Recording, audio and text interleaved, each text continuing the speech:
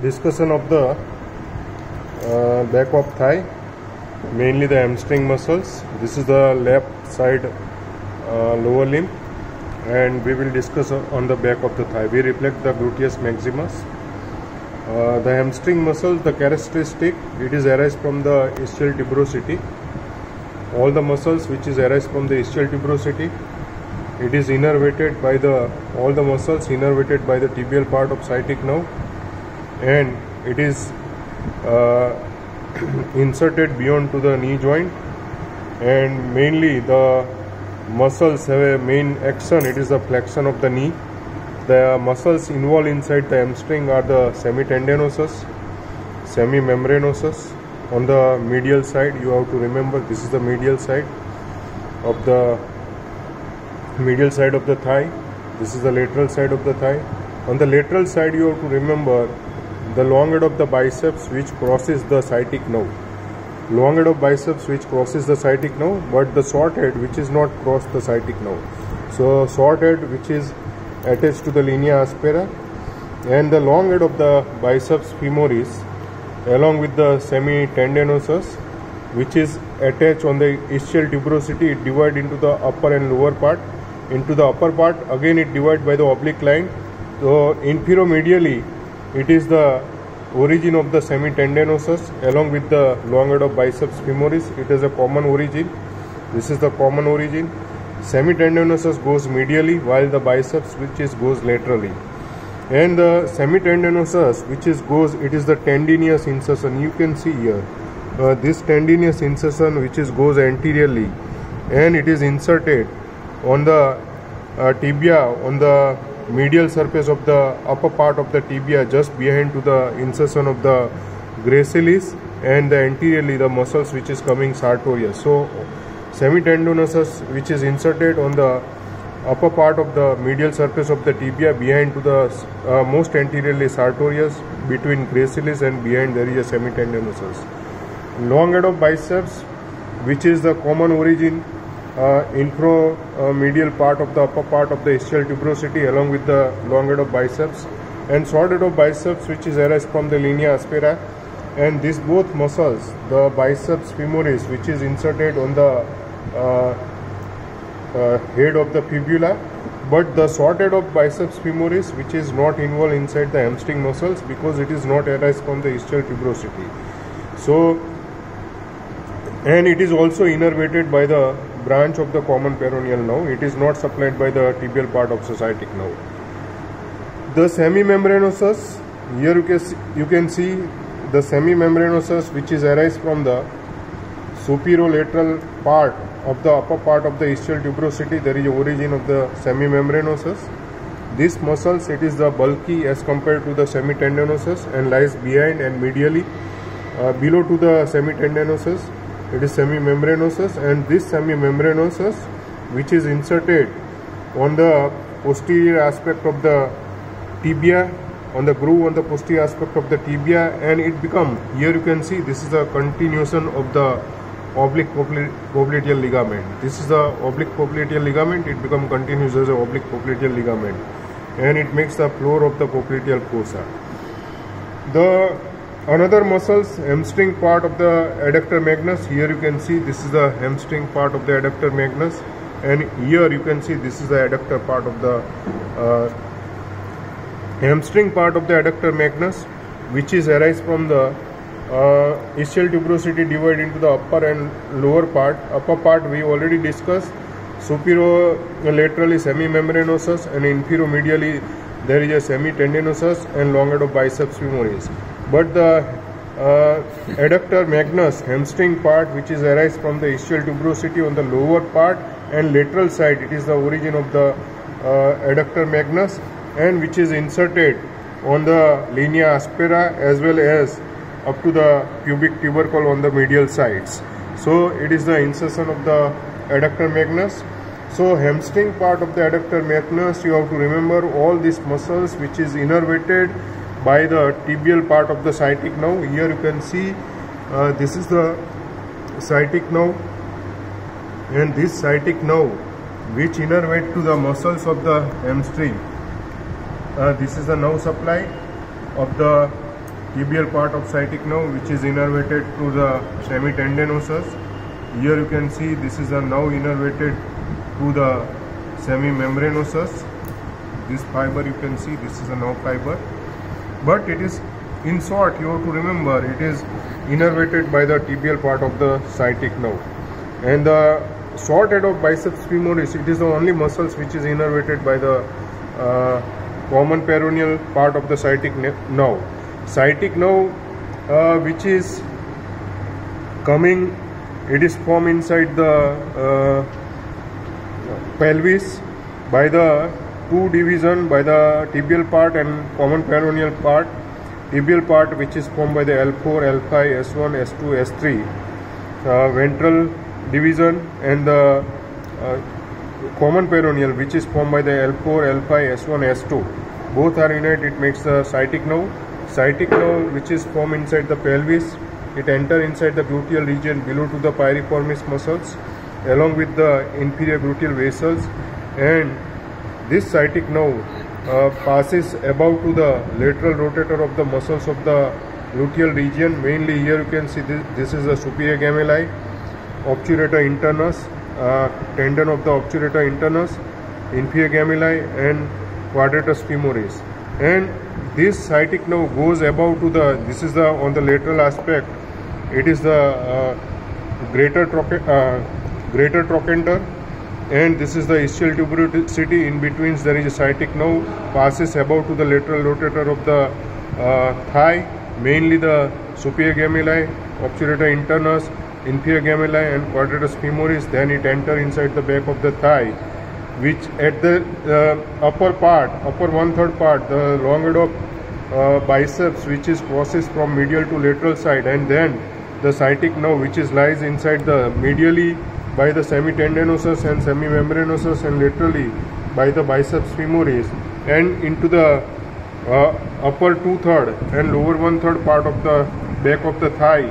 The sciatic nerve divide into the common peroneal and tibial part of the sciatic nerve. Tibial part of the sciatic nerve, you have to remember, it innervate to the all the muscles of the back of the leg. You have to remember, this is the medial head of gastrocnemius. These are the branches goes to the medial head of gastrocnemius. This nerve which is goes to the soleus. This is the plantaris muscles, and this is the lateral head of gastrocnemius.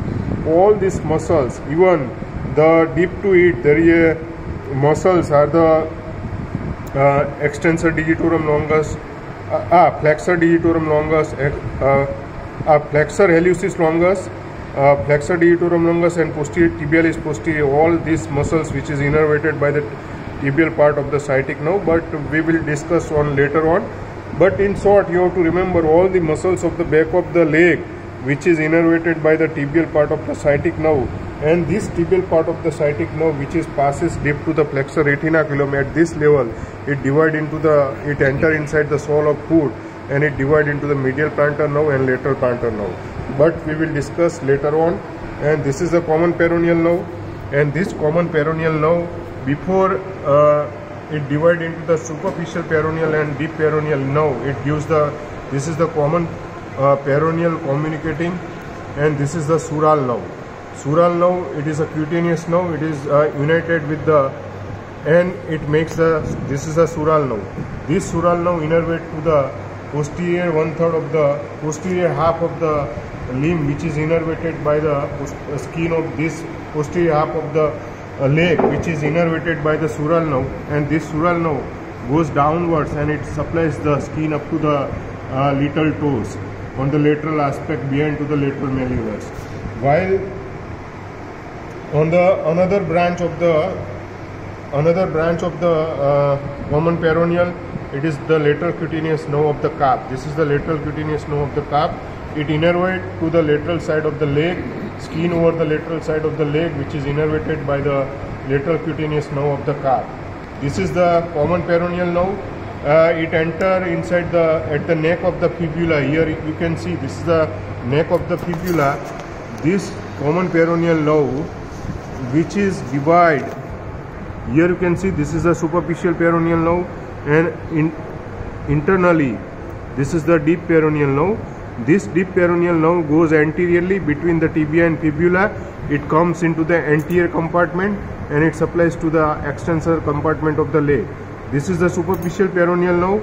Here you can see this superficial peroneal nerve, it innervates to the muscles of the lateral compartment of the leg, mainly these two muscles, peroneus longus and peroneus brevis. These are the two muscles which is innervated by the superficial peroneal nerve.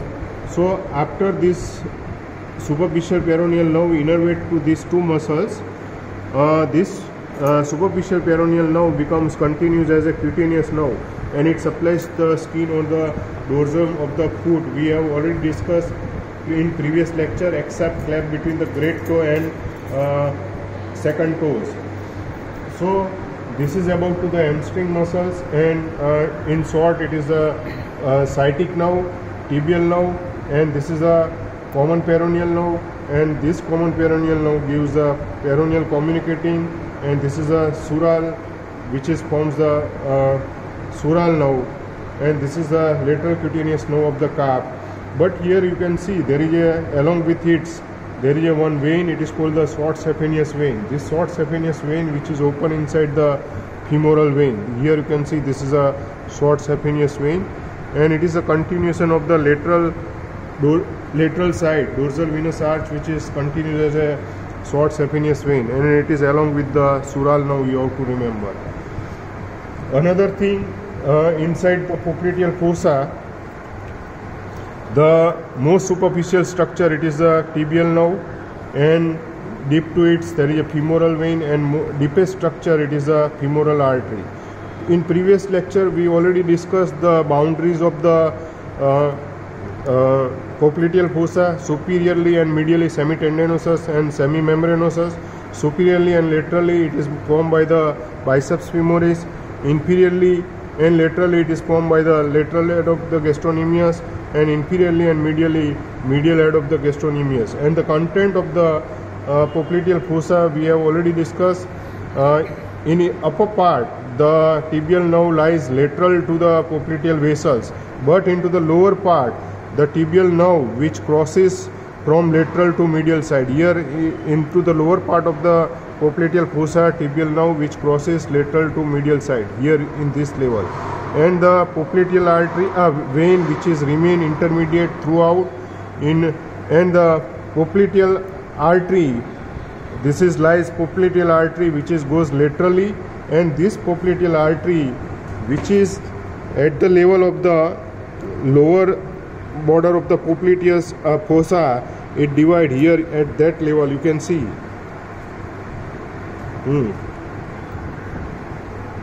Lower end of the popliteal fossa, it divide into the anterior popliteal artery, anterior tibial artery and posterior tibial artery.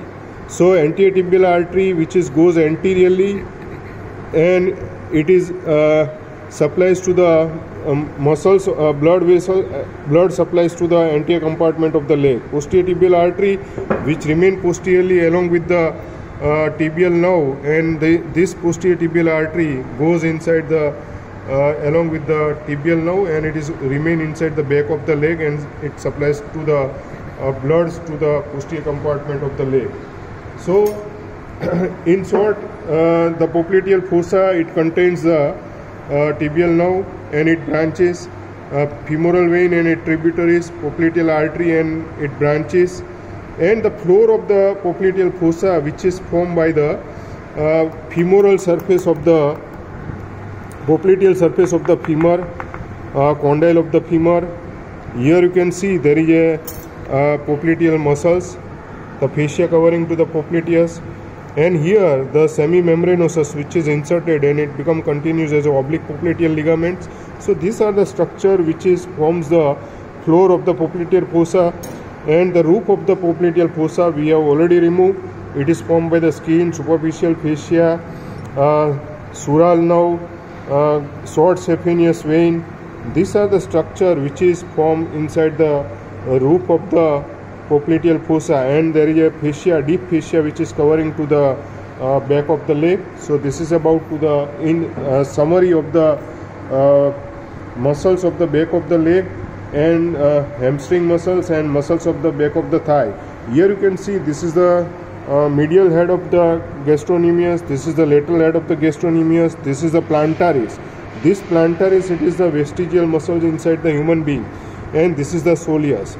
So these are the four muscles which is united. It makes a tendo Achilles, and it is inserted on the middle of the posterior surface of the calcaneum. It is the insertion of these muscles.